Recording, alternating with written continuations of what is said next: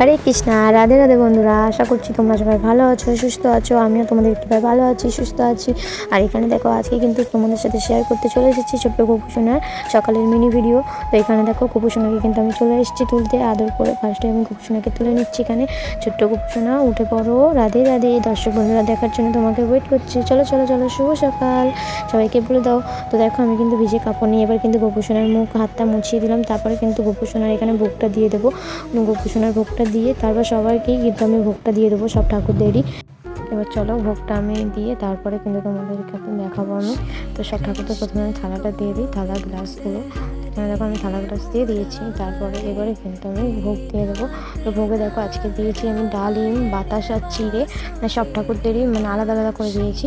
আর গোপুসোনাকে দিয়েছি বিস্কুট, ডালিম আর দুধ দিয়েছি, কারণ সকালবেলাতে একটু ফল দেওয়া উচিত গোপুসোনারও, তার জন্য কিন্তু দিয়েছি।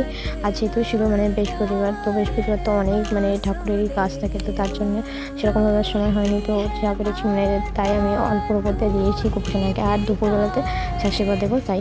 তো চলো, এখানে কিন্তু আমি গোপুসোনাকে খাইয়ে দিচ্ছি আস্তে আস্তে করে। এখানে দেখা হয়ে গিয়েছে কিন্তু প্রায় আমার খাওয়ানো।